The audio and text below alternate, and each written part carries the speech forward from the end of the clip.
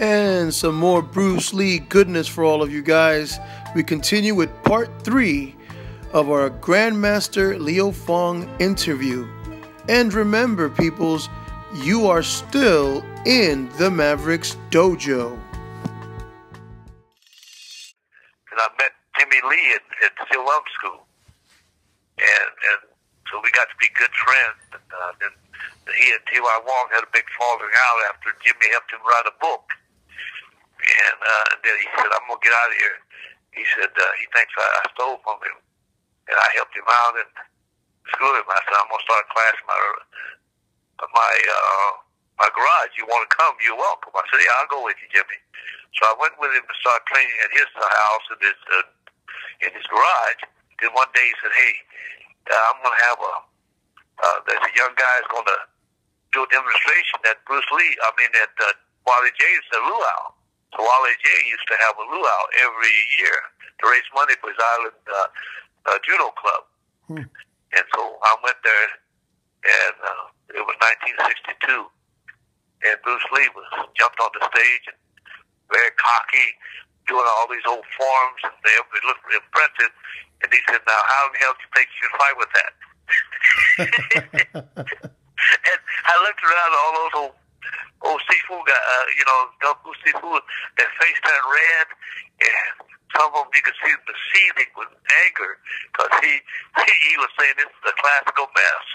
And then so he asked for volunteers to come up and to stop his front hand jab, which was kind of like it acted as eye jab, but he jabbed him on the forehead. He won't hit him down there, and none of them could stop it.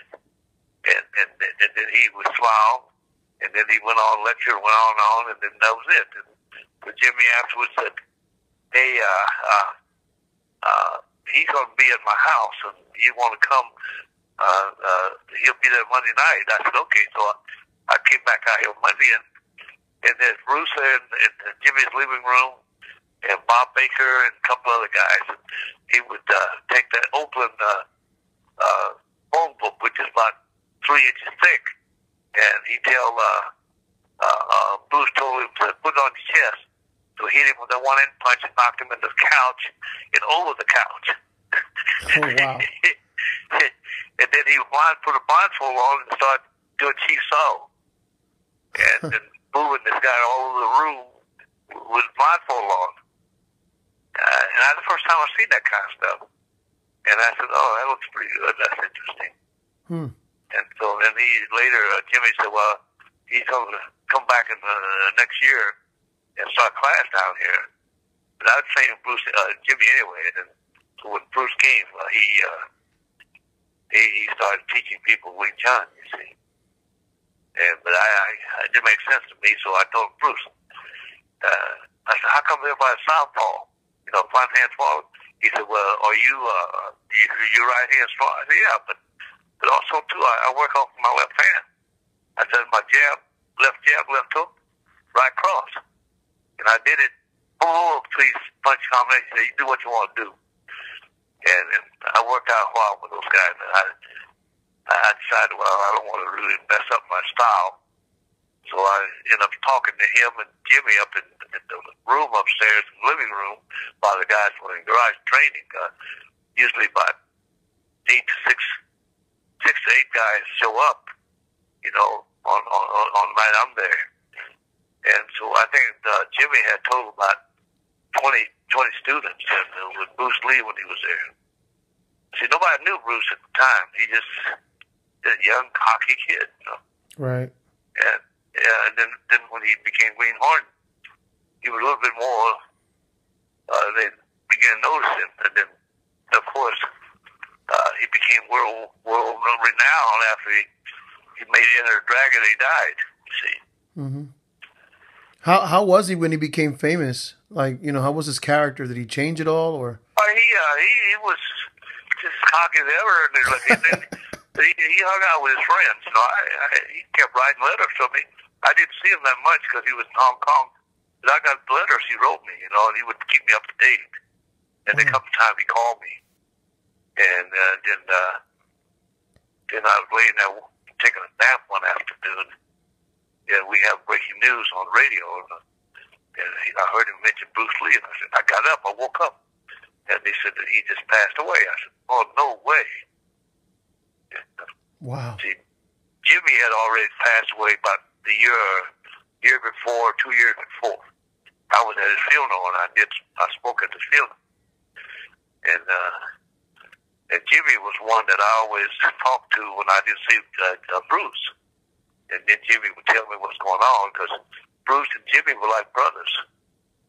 And when you wrote that book, Wing Chun by Jimmy Lee, but Bruce wrote the book, and Bruce wanted to help Jimmy because he has lung cancer. He needed money. So Bruce said, well, I'll write this book for you, put your name on it. And then whatever money you get, you can keep it. So that's how generous he was. Wow.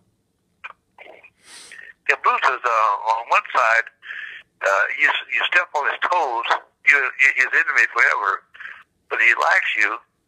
He'd do anything for you. I did the Toy Fun book and the Siloam book, and he helped me with both of them. I didn't know how to do a book. But Mito was his buddy, the guy who used to own Black Belt magazine. Yeah. And he said to me, he said, Leo, I get you on cover of a magazine. I said, what for, Bruce? I don't know anything. And he said, oh, no, man. He said, you're a minister and you do martial arts. That's unique. And so he brought me down here, and Mito interviewed me and gave me a cover shot. I don't know if you've seen that Black Belt magazine be on cover. Yeah, yeah. Wow. 1971. and then he asked me afterwards, after the interview, he said, hey, you want to write a book on Siloam Kung Fu? I said, I don't know how to write a book. And I said, I never wrote a book. I taught English and composition in high school and college. And had to take an extra course to pass to get my diploma. And he said, and then he showed me 3 books that Jim Lee had written, and he said, I made over, $500,000 off of these books. And I said, wow. He said, people are hungry for martial arts books, and if you get a Siloam book, it don't work. So I looked at it and I said, well, it looks like more pictures than anything else. He said, yeah. Martial arts don't read. They just look at pictures. I think I do that. So I came down one weekend, and Bruce hung out with me the whole weekend. And we, the photographer shot the book, in 2 days, and Bruce helped me put it together. And then when the book came out, it sold 100,000 copies. Wow. My goodness. I got 6 months. I got a royalty check. And it was $8,000. My goodness. And the book was selling for $4.95. So I made it for $8,000. That represents a lot of money. A lot of books sold. And so I told Bruce, I said, Bruce, man, that book selling hotcakes. He said, yeah. He said, that's why I knew that it would. That's why I only encourage you to do it. We spend, in fact, Linda just told me when I saw her in October up in Seattle, and she said, I remember when you and Bruce stayed up till 5 o'clock in the morning breaking down those forms in the Siloam Kung Fu book, trying to figure out what those movements, how to apply it. And so she remembers that, you see. Wow. And she knows how close I was with Bruce and how I hung out with him. Yeah. But you see, I remember some kid called him Bruce one day, and he said, hey, don't call me Bruce. I'm Sifu to you. But he never, for me, I was his equal.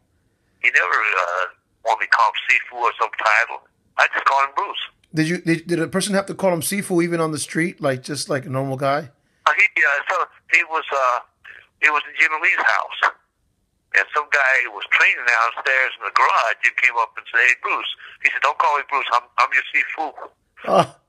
That's Jim Lee's house. I said, wow, I didn't know. I said, Bruce, I didn't know you were that formal. He said, Oh, that's all done as my student. I got to teach him how to be respectful. Oh, that's right. That's great. That's great. So right there, it defined my relationship with him. Yeah, he thing about Bruce is he's not going to tell you he's getting information from me. He will bring up a question and you explain it. He kind of listen and he give his opinion, and pretty soon he's going to do it.